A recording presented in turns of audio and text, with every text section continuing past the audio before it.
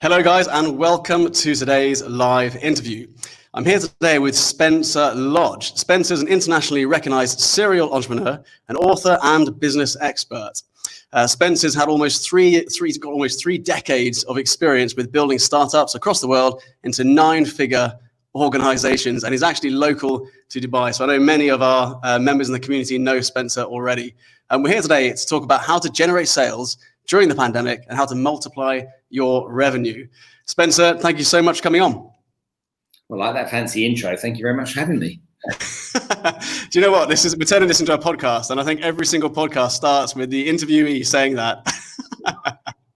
That's what we trained to do. It's what we trained to do. We've got to say thank you.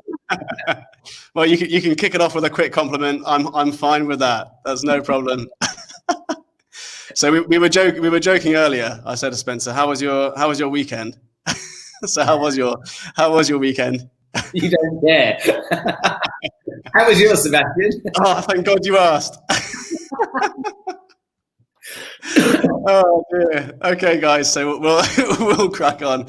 Spencer, could you give me a bit of a background into who Spencer Lodge is and how you got here in Dubai doing what you're doing today? Yeah, I'm a working class kid from the UK, 23 years old. No, younger. When I was 19, I was in London and I was a trainee salesman.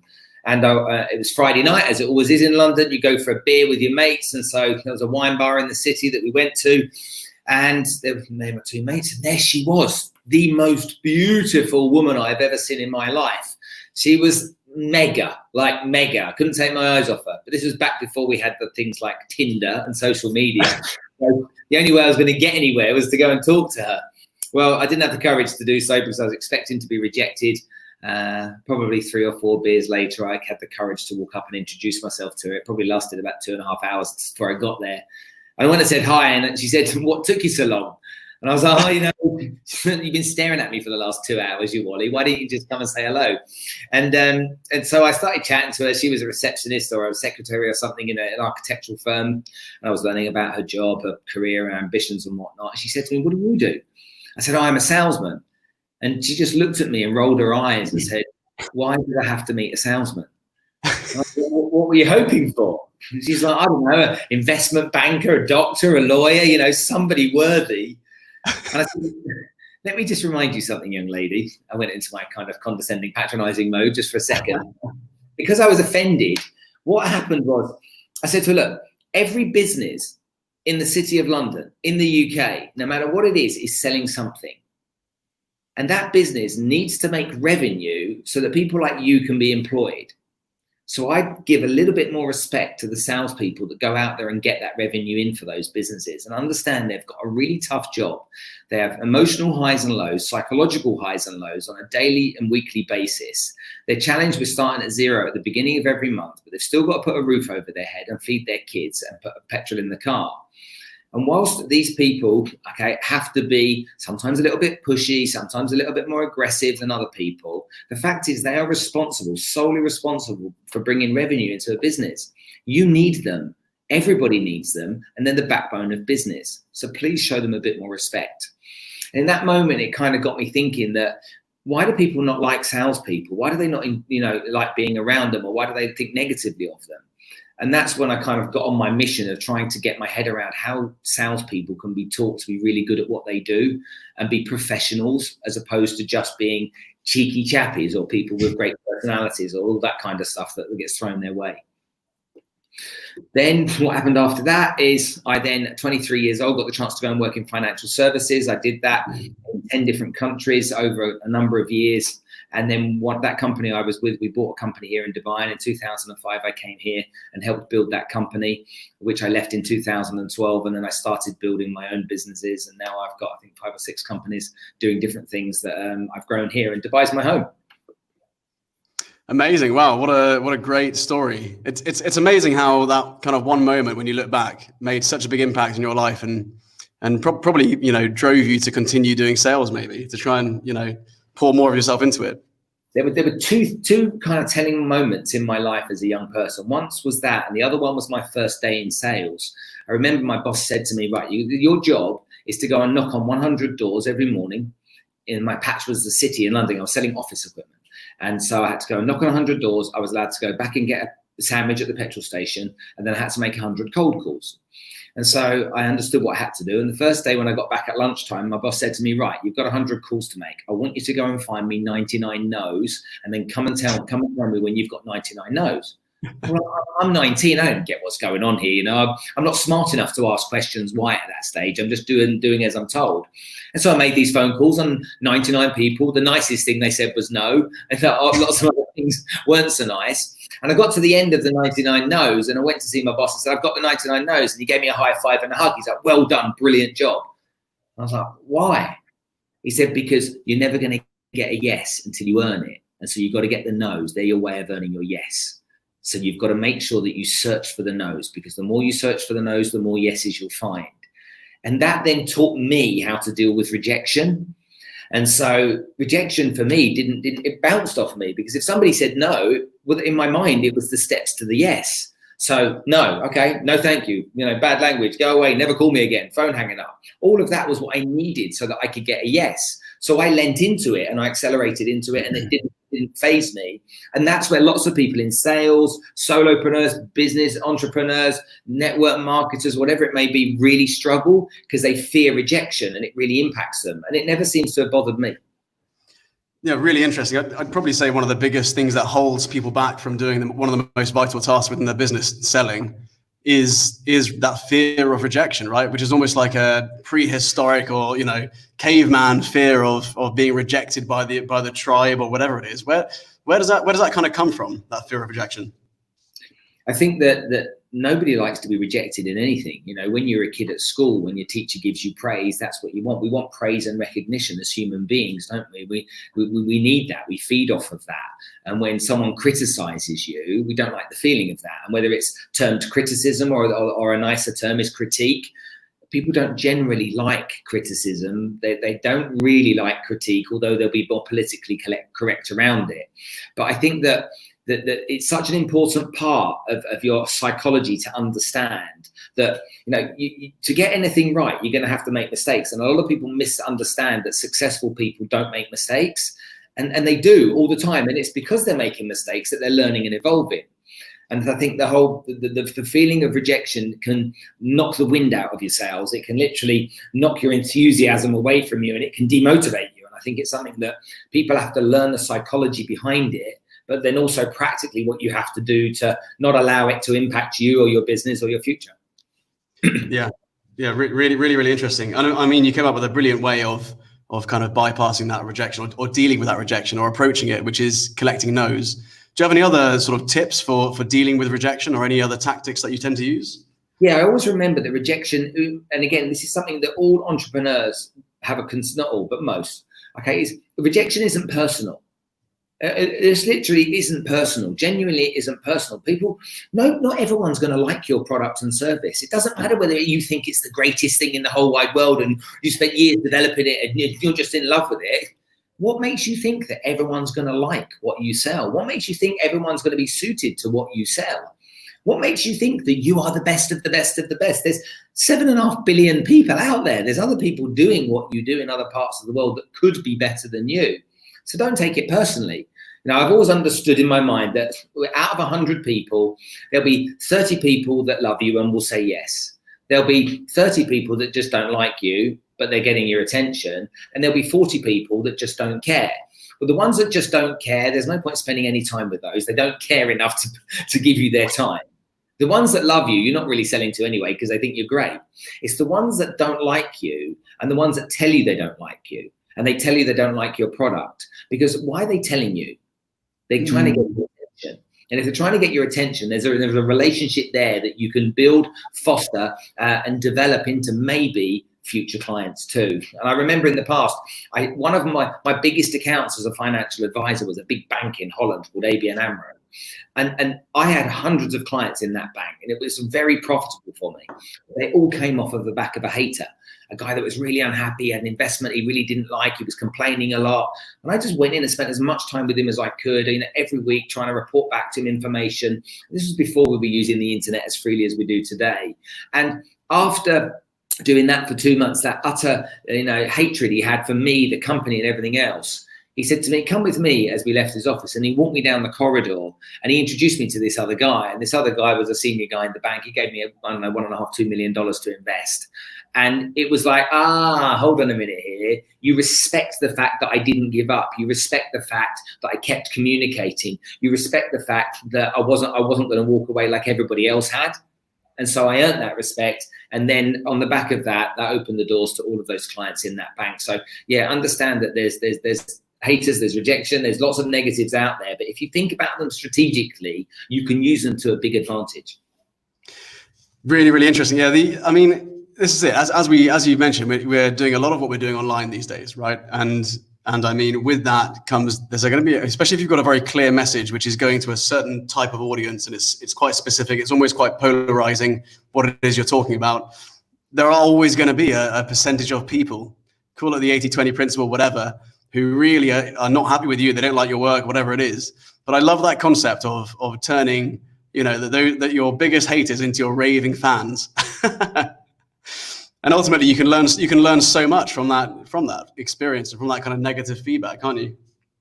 Absolutely. And when people don't like stuff, you don't know what they're going through. You don't know what their life's like. You don't know what shit's going on in their world at the moment. You don't know what rejection they might have faced. What situation may have happened. It's like when you see people in a restaurant, if the food isn't good and they complain loudly. I think that's really inappropriate. If you're not happy with the food, you can have a quiet word. You can be polite and you can ask them if they can prepare you another meal or change your meal for something, whatever it may be. But the ones that, this is rubbish, this is outrageous, it's just like, gosh. Yeah, no, that's very true. Oh dear. So we've approached, some of the pitfalls of selling, some of the things that are holding us back. What are the? I know it's quite a broad topic. What are the common mistakes you're seeing right now in the kind of unique environment that we're in?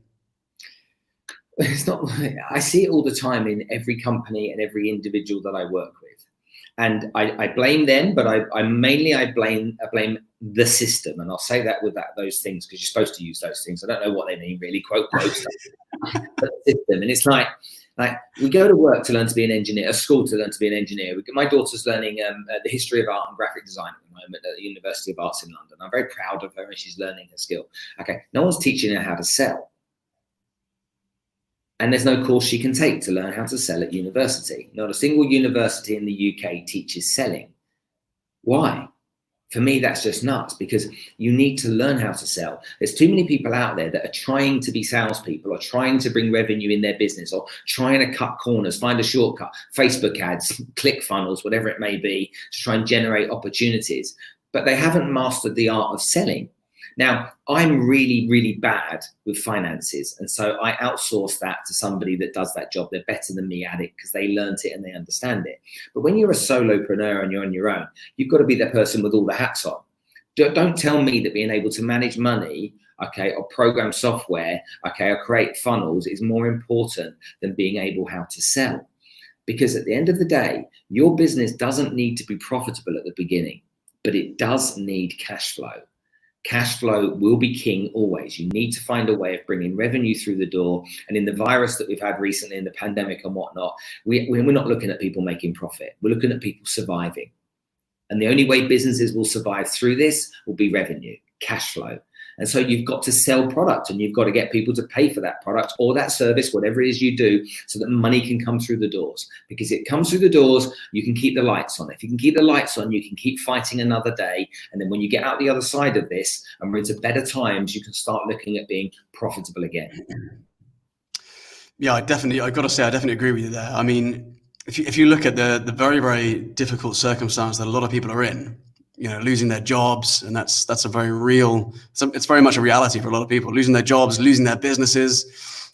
If they were incredible salespeople, it would be relatively easy for them to make a quick partnership with someone who's got an amazing product who can't sell, or who's got a distribution, they've got an amazing audience, for them to be able to join forces and use their skills very, very effectively straight away, right? I mean, it's like you said, it's the lifeblood of a business, being able to sell, being able to bring that cash flow in.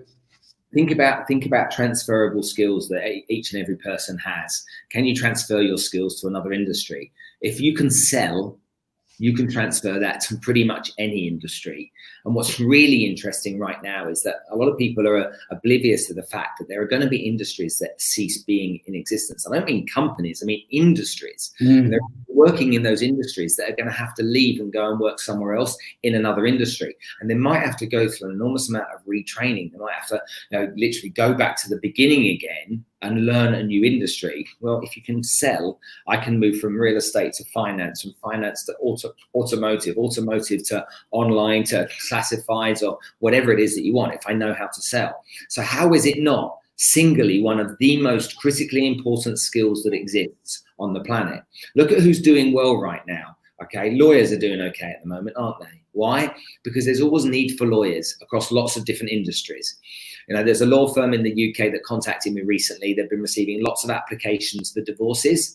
And like, Spencer, can you help us grow our business? Because we think there's going to be a huge amount of opportunity taking in and sweeping up this marketplace of people going through divorces. Great. Okay, if it's not divorces, then it's different types of law, corporate law, M&A, and all this kind of stuff. So the lawyers tend to be okay. Who else is okay right now? Doctors. Okay, because doctors they're not industry specific. A doctor literally can help you or me. But when you look at so many people in so many hospitality specialist people, I mean, come on, chefs right now. What are you going to do if you're a chef? There's gazillions of chefs right now that have got no work. Yeah, I guess the kind of opposing view to that would be that you can repurpose your skills into developing an audience online. For instance, if you're a chef, I know a chef who owns a restaurant, and they are changing what they're doing from just doing normal, people come into their restaurant, they eat, they leave, to now doing experiences where it's a Thai restaurant. They send them the food and then they do a live show of how to cook the food, and you're turning it from a restaurant to an experience, right? Which is quite a cool pivot. But I guess it's the thing that makes you able to pivot like that is selling, is being able to sell, right? And having that resourcefulness. You come up with a great idea as a chef like that, and you've got to sell the idea, haven't you? Yeah, right. Yeah, there's no good coming up with a great way to pivot and not being able to pitch it properly, right?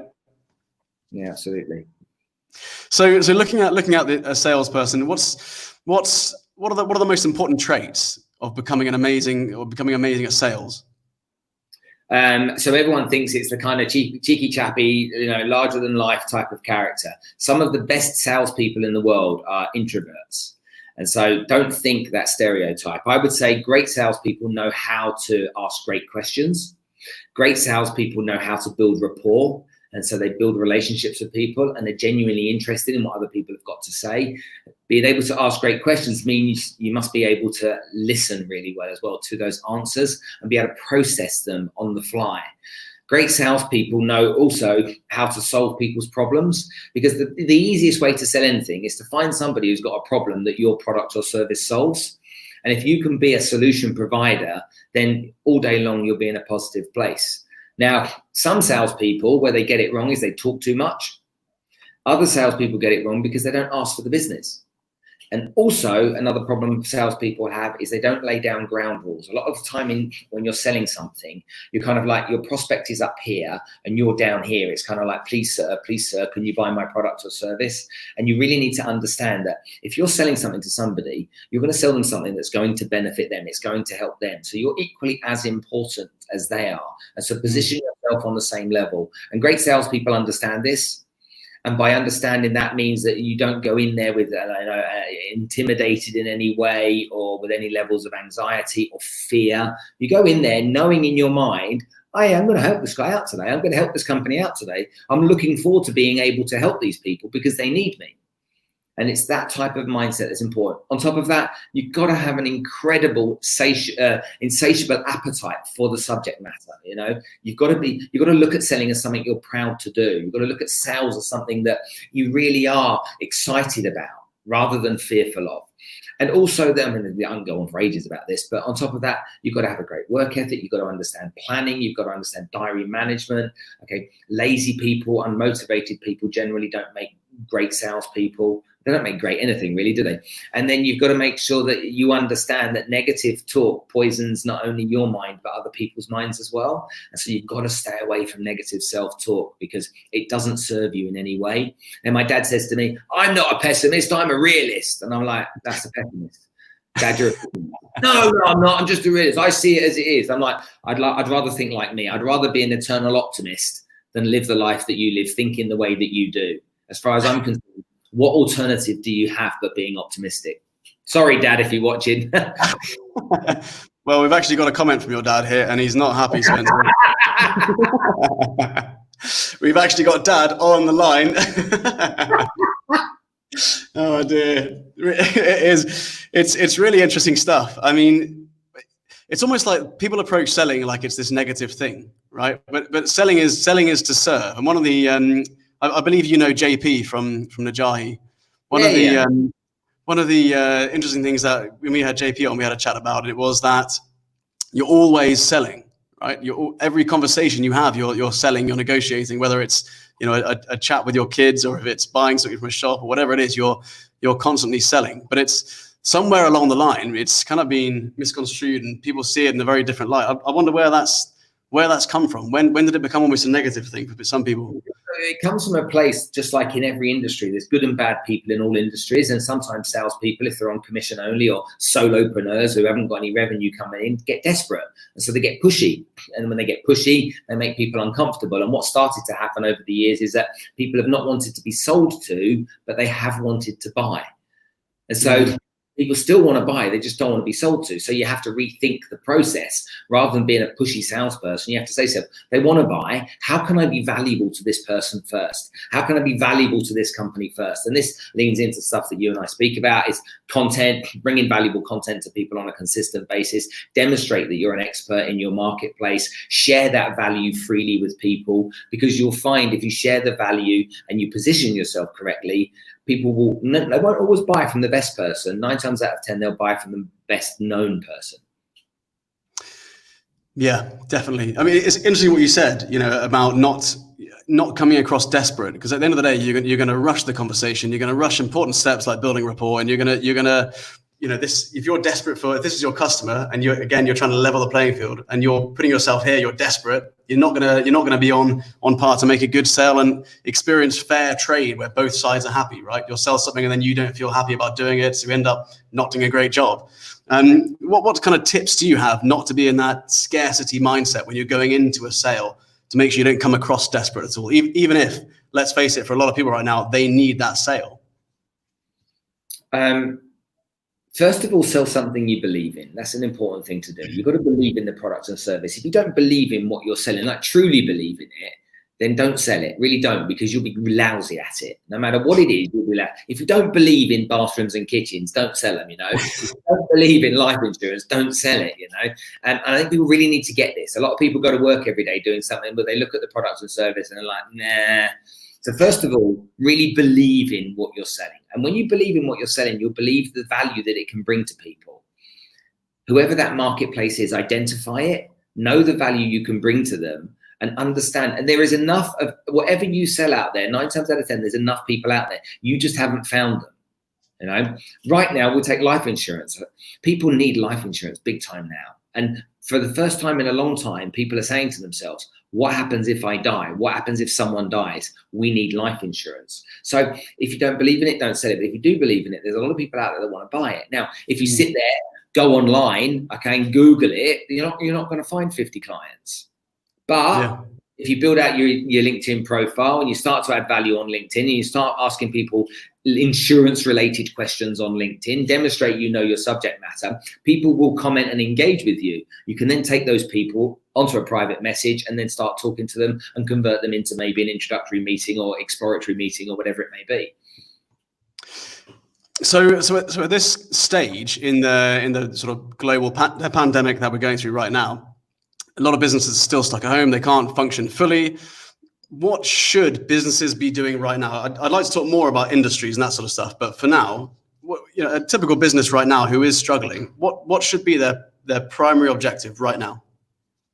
if you're struggling, your primary objective is to find money, isn't it? That's your primary objective. So I don't know if you've ever been on LinkedIn and you've accepted a connection request from someone on LinkedIn, and then immediately accepting it, you've got some dude selling you SEO or an app or something. You know what I mean? I'm seeing this a lot on LinkedIn right now. Man, I get that. I get that at least 4 or 5 times a day, and I'm like, what are you doing? Had those people, and they don't even know what my industry is. They've connected with me. They don't even know the industry. Maybe it's a bot. Maybe it isn't. I don't know. It's always great to connect. Great to connect. What a load of nonsense. Yeah, I really love your work. What do you do? So my opinion on this is, what you need to do is, if you want to go and find some clients right now, you want to make some money right now in the business that you're in. Okay, think about who's the avatar? What does that person look like that could buy your product or your service? Literally, what do they look like? What's their demographic? What's their psychographic? i.e., what's their behavior? Understand them and start and detail that person. And then if you want to do outreach, go onto LinkedIn and start finding those types of people. Connect with them. If you have something really valuable for them, connect with them and then say to them, look, I really apologize for approaching you on LinkedIn right now. Okay. However, I believe I've got a product or a service that I think can bring massive value to your business. I wouldn't normally approach anybody on LinkedIn, but I am doing it right now. I would love to grab a virtual coffee with you on Zoom just to talk to you about what I've got and how I think it might help you. No harm if nothing comes of it, no problem. But I really think it could be valuable. When would be a good time to grab that virtual coffee? So if you wanted to approach people right now to find some opportunities, do that. Alternatively, you can run a ClickFunnels lead gen campaign. If you need to get leads right now, you run, whether it's lead pages or ClickFunnels, you can create a landing page, you can run ads. But a lot of people don't know how to run ads properly. So they end up running ads, doing all the wrong thing. The amount of people that are boosting stuff on Facebook and Instagram, like, why are you doing that? There's a better way. So again with psychographics and demographics, you can identify the right people on social media, and you can target them with your landing page or with a video ad that you can create. And again, I think a lot of people think there's a lot to it, but you can create a video ad with your phone. Okay, you literally can make a video with your phone and say blah blah blah. Okay, I think I've got something that can help. Okay, you can do that. Another thing you can do is you can start knocking out that kind of stuff. If everybody goes on their WhatsApp right now and sees how many contacts they've got, this is a really interesting exercise. Go onto WhatsApp, look how many contacts you've got, and then send a message to all of them. I think you can do it in blocks of 200 or something at a time. Okay, send a message out to them saying, do you know what I do for a living? And I bet a load of people on WhatsApp have got no idea what you do for a living. So they're that. Go and do that on Facebook as well. Your Facebook connections, say to them, okay, we're Facebook friends, but do you know what I do for a living and how I help people? And you'll find in the space of 20 minutes or a couple of hours, there's people out there that don't know what you do, that you can talk to about what you do, and you could probably find some prospects in your phone right now. Very, very interesting tactic. So guys, if you're watching at home, get your phones out and give this a shot. Just make sure at the end, right? P.S. Great to connect. I love that. If you all go to your contacts on your phone, I'll do it. Just to show people, I'll do it. If you go to your contacts on your phone and you go to Z on your phone. It's a bit like one of those shows where they let the host send a message on behalf of the interviewee. Okay, Spencer, you do this, and I get to choose what you write. Yeah. Excellent stuff. But I've got 2,100 people on my contacts. I bet they don't all know what I do. If I needed business right now, okay, interesting times require interesting measures. Do you think people need to be more sensitive about the way in which they approach sales at this moment? I think a little while ago, I think a couple of weeks back, I think you've got to take your clients. It's really interesting. The exercise that I did is I said to my clients, what I want you to do is I want you to call every single one of your clients and your prospects, every one of them. And what I want you to do is ask them how they are. Okay, so this was 4 weeks ago. I don't want you to sell them anything. Don't talk about your product or your service. I want you to just say, look, the virus is a difficult situation for us all. I was just giving you a call just to see how things are going, see how you are. It's not about business, just want to see how you are. And what you're going to get is you're going to get 2 types of people. You're going to get the people that are in fear, and you're going to have the people that are pragmatic. So just take me and my wife, for example. My wife in fear, me pragmatic. It's me, I just want to get on with stuff, yeah? My wife is like, oh my God, we're all going to die. And so you've got those people that are sitting in fear right now. They're probably not going to buy much from you anytime soon. But once you've identified who the ones are in fear and the ones that are pragmatic, you then have a number, okay? Let's say there's 75 in fear and 25 that are pragmatic out of 100 people. Right, those 25 people are going to be your next clients.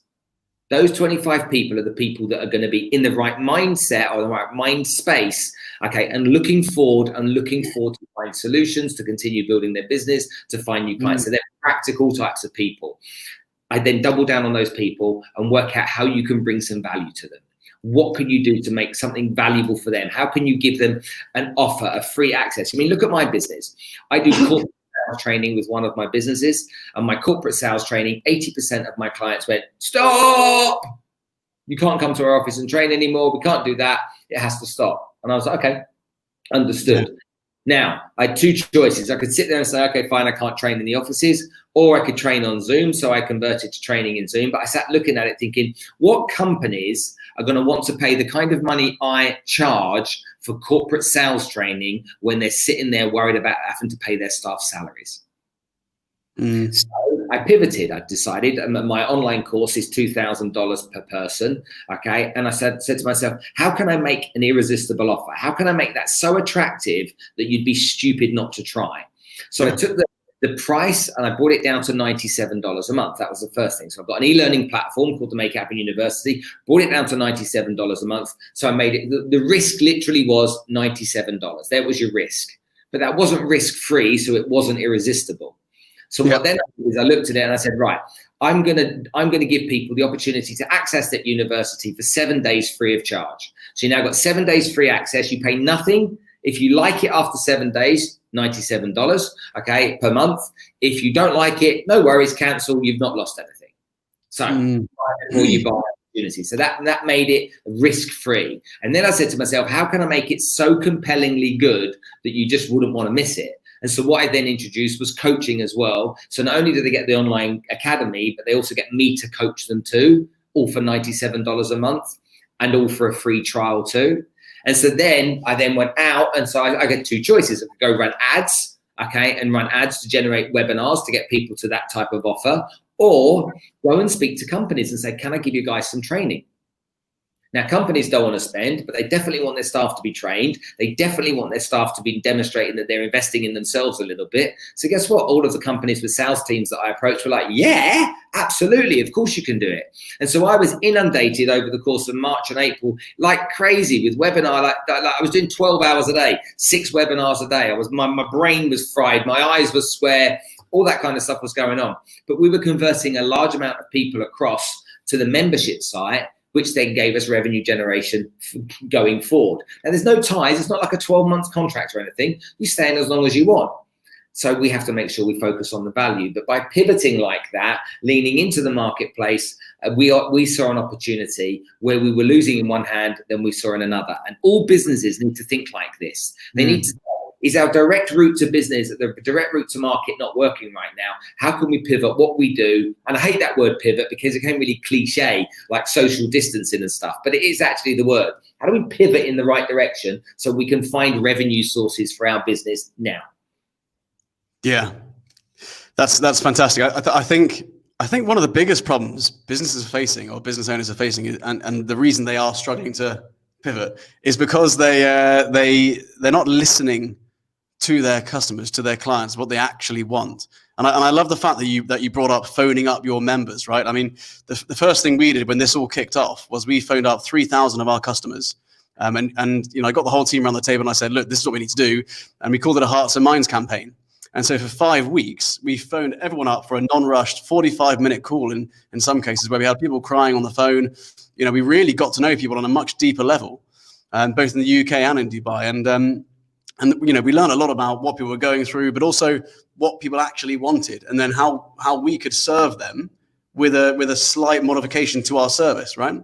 How we could, because people always need something. It's not like they suddenly don't need something. People are always going to need something, and if you can find out what that is, then ultimately you're out there serving, and you've got a business, right? Yeah, there's some great examples of people doing it right and wrong. That's a really good thing to do. And maybe some of you saw that DEWA reduced the bills by 10% over that period. Okay, that was a great example of getting everything wrong. They had such a fantastic opportunity for us to love them. And they went, yeah, so what we're going to do is help you all by giving you a 10% discount. It's like, 10%? What a load of nonsense, okay? Daft. Okay, but then you take a company like Bayut, who are the property portal, and Bayut were very clever. They said, look, you guys, you're our partners. You real estate brokers, we don't exist without you. We work together. And we understand that things are tough right now. So what we want to do is for the next 2 months, we're going to give you absolutely free of charge. You pay nothing. All right. We don't want you to have the stress of having to pay the bill. And after 2 months, we're going to do it at 50% discount. And that was a great example of leadership. Okay. A guy, Hayder Khan owns the company. Great example of leadership. Look, we're in it together. We want to fight in the corner with you. Look, if you're going to suffer, we're going to suffer. Let's get rid of these fees for now. Yeah. And so, and then they also took new clients on as well because of that opportunity. So it did them no harm. It was a great example of leadership, made us think positive about Bayut as an organization. But when it came to DEWA, no one called me. Did anyone call you from DEWA to say how you were? I don't know. I don't think they're from DEWA, no. It's interesting. When I kind of look back at the last few months, it's been really interesting. It's been a difficult time for everyone, but it's been really interesting to see how people have responded. And one of the things I always say is, nothing gives transparency like a crisis.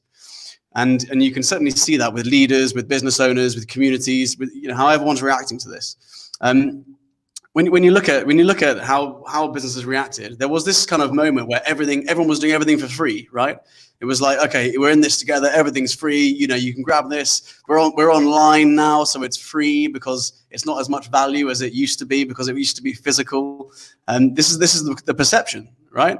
And then it got to a point where people were like, this is going to be more than a month or two. We've got to transition to actually charging for this. Otherwise, we're not going to have a business in 2 months. So there was this, did you notice as well? There was kind of like this weird transition where everyone just started to now try and find their way of charging after going from free, which is actually a really tough thing to do for a lot of people, right? Absolutely. I couldn't agree with you more. But again, that's because some companies didn't think it through as much as they could. Okay, and they then don't communicate things properly. So, and people will choose to listen to the bits that they want to listen to. So you really need to get proper engagement in your communication, no matter what it is, because people will, here's a lottery ticket. You might win the lottery. What, I can win the lottery? What, for £1 I can win the lottery? Had it said, here's a lottery ticket, you could win the lottery, but you've got more chance of being struck by lightning. I don't think anyone would buy a lottery ticket, These, did they? You might win the lottery. Yeah, definitely. It's one of the things that we've been really, really pushing, and not just recently, but before this. And I think the businesses who have done this have really thrived in this situation. Is that focus on community, right? And there are a lot of business owners out there who they run an amazing product, an amazing service, and they've had loyal fans.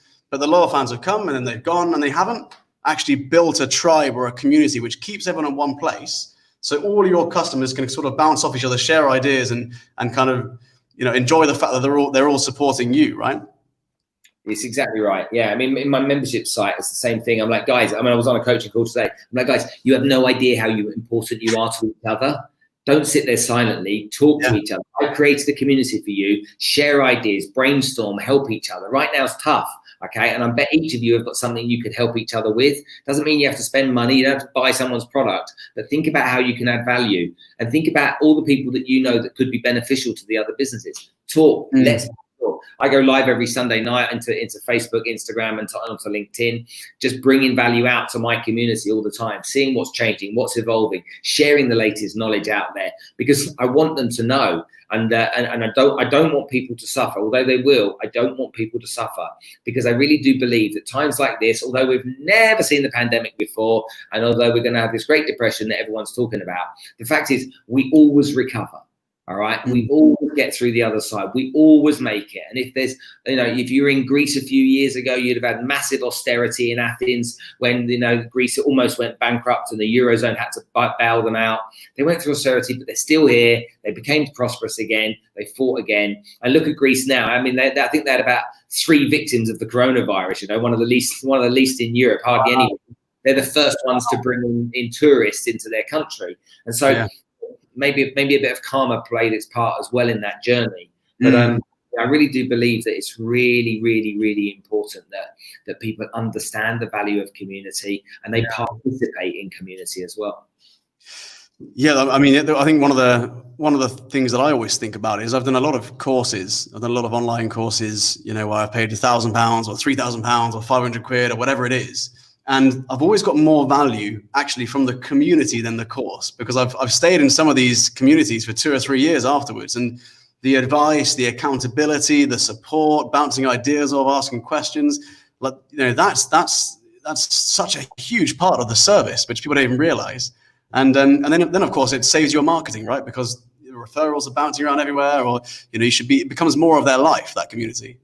And so yeah, it's certainly a massive part. And I know with FTEN X Academy, we create online courses for businesses to help them go from a physical business to being online rapidly.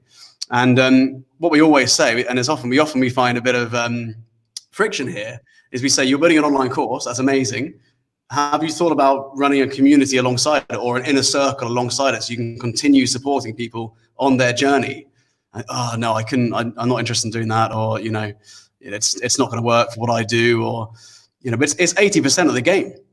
That community is 80%. Do you know what I mean? I know. I get it. You're preaching to the converted, man. Oh dear. So yeah, speaking about communities, tell us a little bit about your university. So I created a course. It's basically the A to Z of sales from the beginning to the end, with everything in the middle.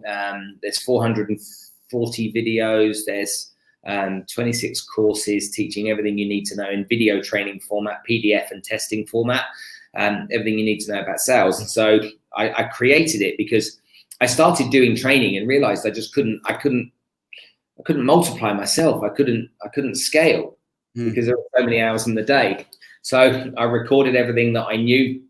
If I look at the success I've had along the way, I think it's important that people understand that I'm not, there's a load of coaches out there, and I don't like these people that are teaching people to become millionaires that don't know how to do it themselves because they never were one, okay? Or teaching people how to do stuff that they've never been, and they're like, oh, well, I've got a certificate to say I can teach it. What a load of nonsense. Okay, if you want to learn how to be a millionaire, go find a millionaire. Okay, and learn from that person, because they know how to do it. They've been through the heartache, the pain, the sacrifice. They've had the work ethic, all that kind of stuff. You can't buy a black belt in karate. You have to earn it, and it's the same in business. And so for me, I created this course because I've been there. I've done the door knocking. I've done the cold calling in the early days. I've been through the pain. I've worked on commission only. In fact, I've never had a salary in my life. Okay, my zero was the end of at the beginning of every month, just like everybody else's. But I was able to build out a hugely successful group of businesses. I don't have any formal education, no university degree. I wasn't the smart kid in school, but I knew that people needed to learn. And I noticed a few years ago when I put this together that people were leaning more into watching video content than ever before. And so I created the university, and then on top of that, I created a coaching structure so that I could take people through the university to learn, but I could also coach them as well. Brilliant. Sounds absolutely amazing. We've got some great comments here from Jason. Agree, congruency is key. Absolutely brilliant course and content. That's his Facebook user. Yeah, I know. When we're using StreamYard, guys, make sure you click accept at the top, and you can see who it is. But I believe it's from Morgan John Alston. Okay, yeah, I know. He's a good guy. We've got some other great questions here. One here from Sajid, who says, thanks for the advice. I need to get my group to interact right now. They're just listening. I'm sure that's the case for a lot of people on groups right now, isn't it? Yeah, do you remember, I don't know about you, when I first did my Facebook Lives, for 3 months, the only person watching was my mum. She wanted to say, why haven't you got a tie on? And stuff like that.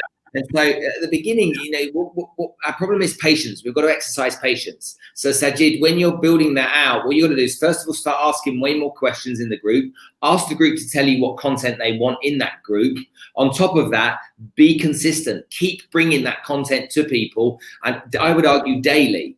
And then keep pushing out and asking people in the group. Go and for some people in the group, go and message them directly and say, I really could do your participation in the group. It would really help. And so to try and get that going, because it's slowly at the beginning it works, but then it starts to gather momentum like a snowball going down a hill. It will gather pace, and that's what you need to do.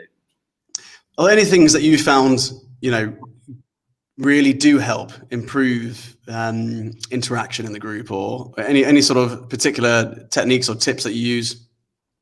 Controversy. Aha, okay, cool. I like that. So a really polarizing message. Well, look, we don't mind vanilla ice cream, do we? We don't mind it. And if you're a kid and you get vanilla ice cream or no ice cream, you're going to eat it. But if you're at the ice cream parlor, you ain't choosing vanilla. All right, you ain't having vanilla. You're having mint choc chip, or you're having raspberry ripple, or you're having fudge chocolate, whatever. Yeah, because vanilla's boring. Okay, you'll have it, but it's boring, and it's the same with content as far as I'm concerned. You've got to be controversial. Look, out of 100 people, as I keep saying, there's 30 will love you, 30 will hate you, and 40 don't care.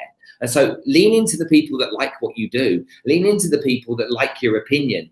Don't be frightened to have an opinion, and don't be frightened to be controversial. The people that don't like it will go anyway. So you don't have to worry about it. They weren't really your people anyway. You need to find more of those types of people. So be controversial, speak from the heart. Okay, there's 3 subjects we don't ever deal with. What are those 3 subjects? Politics, race, and religion. That's never allowed to be discussed in any capacity. It goes nowhere positive. Okay. However, okay, you can for sure share your thoughts, share your opinion, as polarizing as they are. If you have a belief around something, a strategy for something, you don't like something. Okay, no problem. Be honest, be truly you, because the authentic person that you are is first of all is unique, and number 2 is the best person you can be. And don't fear that. And my mum taught me something when I was younger. She said to say the following: what you think of me is none of my business. And so stop worrying about what other people think, because what other people think is insignificant. You're on a journey to build your business, grow your audience, grow your community, engage with more clients. You're on your journey. There'll always be people that poo-poo it, try and get in the way, and try and tell you it's not going to happen, it's not going to work, or they wouldn't do it for whatever reason. Don't listen. Keep going. Keep focused, and don't care. All right? Care about you being you. I absolutely love that. I'm completely aligned to that. I think it stems back to the first thing we talked about, which was, getting over that fear of rejection. Do you know what I mean? And if you're willing to go out there with bold statements, fortune favors the bold, right? Or the brave. Might have ruined that quote now, but you get the gist. How would you Great quote. But fortune favors the bold and the brave. And I think ultimately, if you can dig into what you really believe in and then get it out there, there's a high chance that other people are going to be thinking exactly the same thing. And instead of just some people nodding, you're going to get people just absolutely raving about your answer, because it's like you're finally someone's finally saying it, right? I think that's how religions start, isn't it? You said not to mention it. Those are your words, not mine. I listen carefully to the 3 things, and here you are bringing it up. Do you imagine if religion started as a Facebook group? Look, I'm not even going to entertain it, Spencer. We're not even going down that road. Let's have a quick chat, see if we've got any more. Quick check up here. Any more questions at all, guys? Yeah, we have got some here. Yeah. Okay, here's one about industries, I believe. How would you pivot if you were an industry that was drastically affected by the pandemic? Okay, cool. So I guess what industries do you think are going to be doing particularly well right now, and you would kind of see yourself going down? Okay, so interestingly, if we go back to 2008 when we had the last crisis, there were industries that came from nowhere. So if you think about industries, whether it's WhatsApp, whether it was Uber, Airbnb, Slack, Square, you name it, there was a whole bunch of businesses that started in a recession that we'd never even conceptualized in our mind. So I think that tech is an area that being involved with, I think, is really important, because I think that's the pandemic has shown us that we can go to work on Zoom. All right. The world had Zoom before the pandemic, but the world has been taught a lesson. You don't need to leave your home to be effective in a meeting.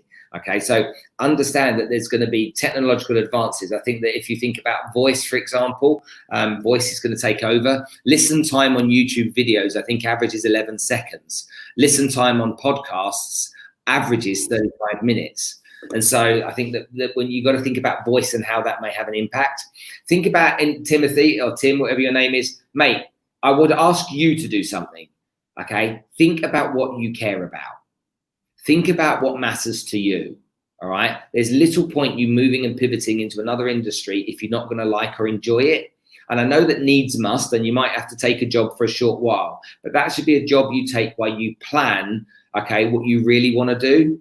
Because 80% of the population are out there, okay, doing something they don't like. And I guarantee you 80% of entrepreneurs are doing something they don't like. And 80% of entrepreneurs aren't entrepreneurs. They have a boss, okay? It's their company. Okay, and they're a slave to it.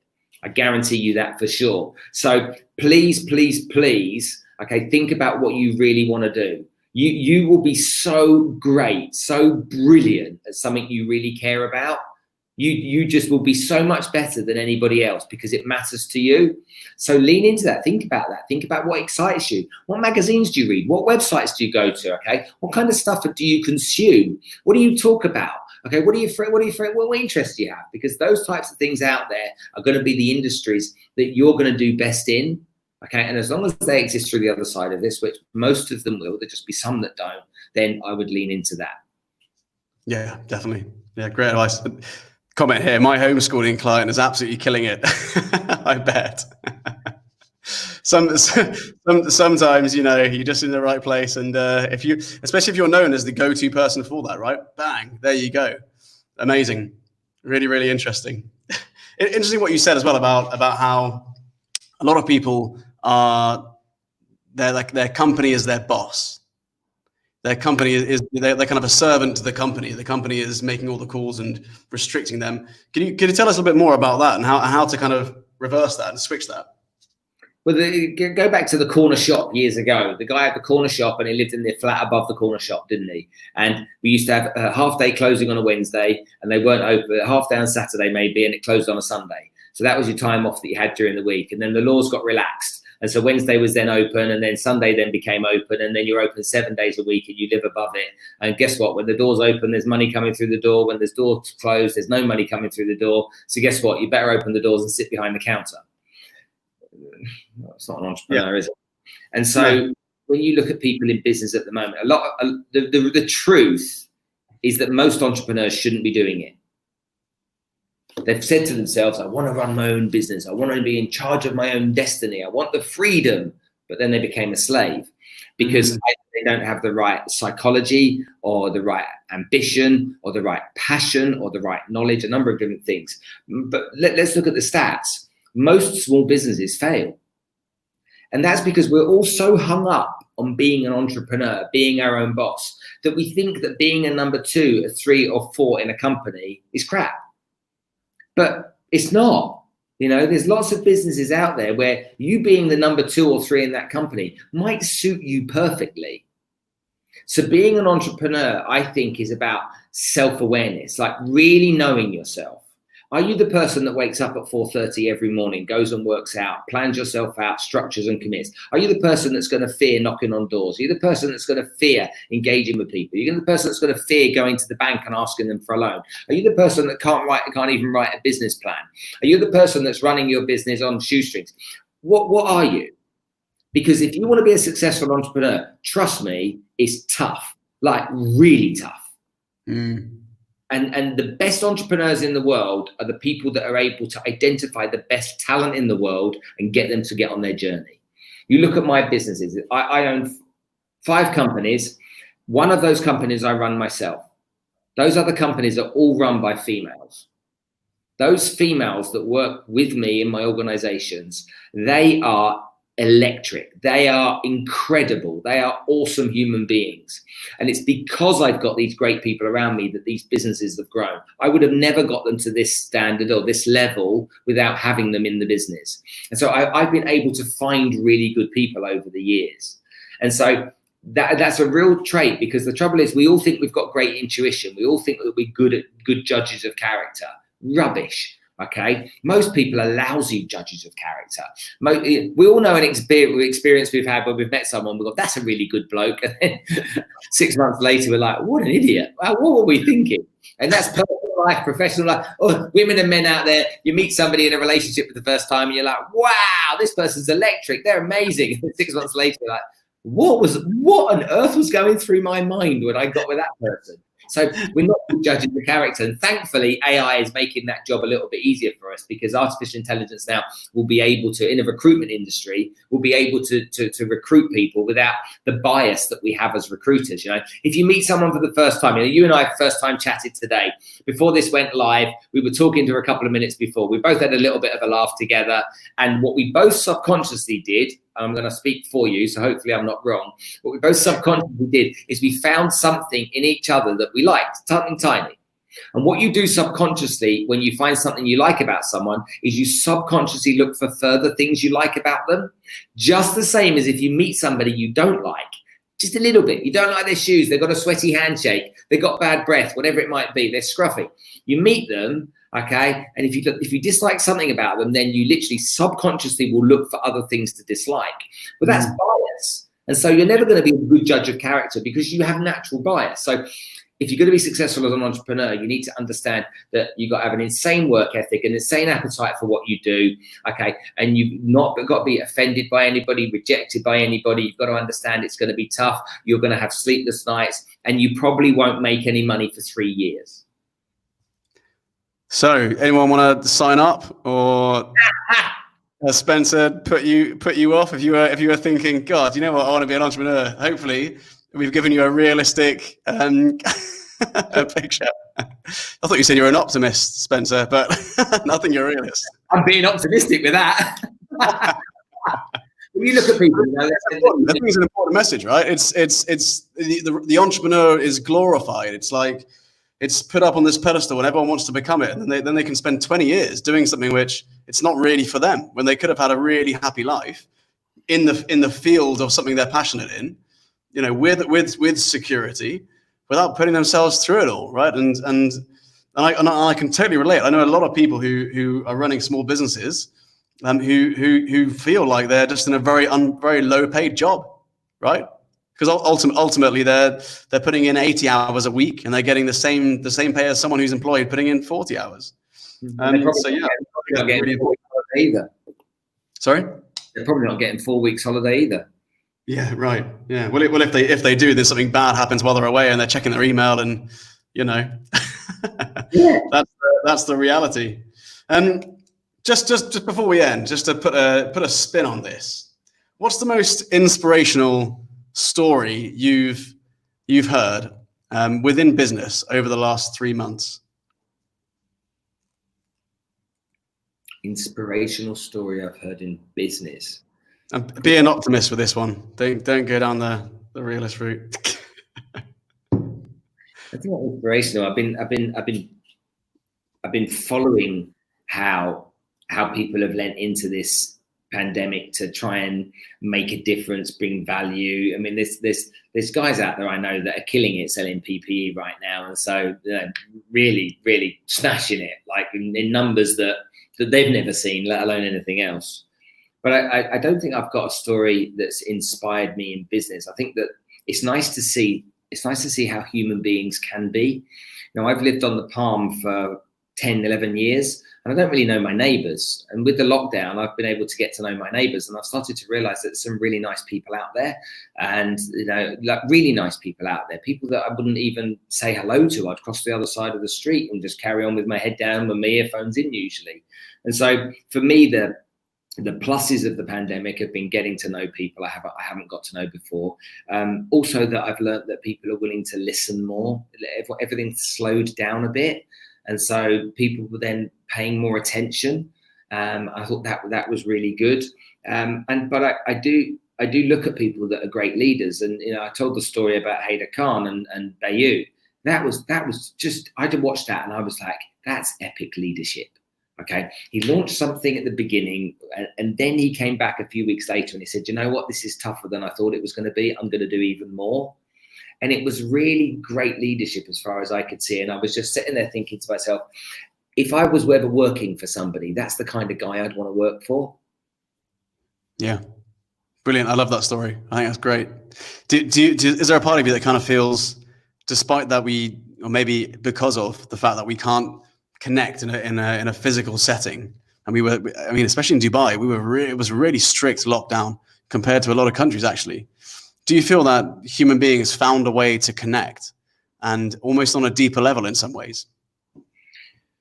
I think that obviously the amount of hours I've spent with my family, my parents and my kids on Zoom, like hours and hours and hours, laughing away, playing silly games. What was that house party, doing stuff like that?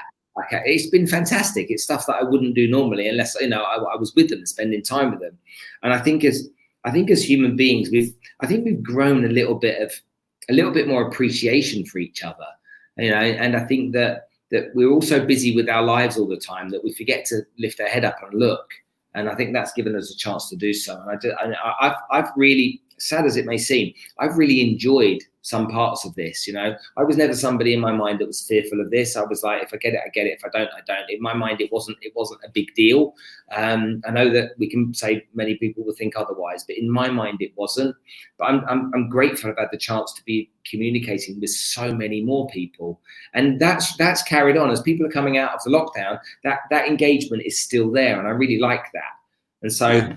There are definitely some positives coming out of this, for sure. And I'm terribly sorry for hotels and airlines and the horrible situation that they're in. But we have to remember about money is that money didn't disappear. All right. When this all came about, money didn't just disappear. Money goes from one person's hand to another person's hand. Okay, that's all that happens. And so it's either going to make somebody richer or somebody poorer in some way. And you could argue right now with America printed the trillions of dollars that they printed in US dollars. But there's more money now than there was before. There's not less money. And so I think that understanding that, well, if you haven't got it, you've got to go and find a way of getting it. It still exists. It's still out there. And the airlines that are losing right now, well, the money's going somewhere else, and it's actually staying in our pockets because we're not buying flights. Okay, that we're not buying cars, so we're not spending money on cars at the moment, where we might have been upgrading our car and getting more payments on that than usual. Some of us that had a rental car have given that rental car back and don't have to pay the rental payments anymore. Some of us that couldn't afford to pay the rent haven't paid the rent. Some of us have renegotiated with our landlords. Some businesses have been able to renegotiate with their suppliers to keep some money within their business. Some people have said, look, let's reduce the salaries for everyone so we can keep going. They've kept money in their bank accounts. And so money doesn't disappear. It's just how it's distributed, and you've got to get an understanding of that and how you can get your piece of that pie. Brilliant. I think such a great message to finish on. Connectivity and a kind of long-term poised approach to what's going on around us. And Spencer, that's been absolutely amazing, mate. Really, really great chat. Really enjoyed it, and I know that a lot of our viewers will, especially in the podcast, which is coming out in 2 days, guys. Just a heads up for that one. Spencer, what's the best way for everyone here to get in touch with you if they would like to learn a little bit more about you or maybe to work with you? Okay, so I have a podcast myself called the Spencer Lodge Podcast. I've got, I've had Tony Robbins on, Grant Cardone, Elena Cardone, Gary Vaynerchuk, Nick Vujicic is the guy with no arms and no legs, Les Brown, Lisa Nichol. I've got Oprah Winfrey coming on the show in October. So if you want to go check out my podcast, I've been very, very blessed. It's only been running for 18 months, but I was like a dog with a bone with that to get that out there. It's a great way of doing business. It's a great way of getting awareness. So if you want to do that, otherwise go find me. I'm really enjoying LinkedIn at the moment. So go find me at Spencer Lodge on LinkedIn. If you're an Instagrammer, then by all means, you can go to spencer.lodge, or on Facebook, you can go to Spencer Lodge Official. But I'd go to LinkedIn and find me there, and then come and get involved in my community on LinkedIn. Some content is going there every day. There's loads of engagement. There's loads of people that are engaging with me that you potentially could engage with as well yourself, guys. And so if you can, then there's value for you too. Amazing. Guys, if you want to get in touch with Spencer, best way is LinkedIn. Just make sure when you message him, you say, great to connect. And then he'll definitely. How was your weekend? Spencer, thank you so much, mate. Cheers for coming on. Take care. See you soon, guys.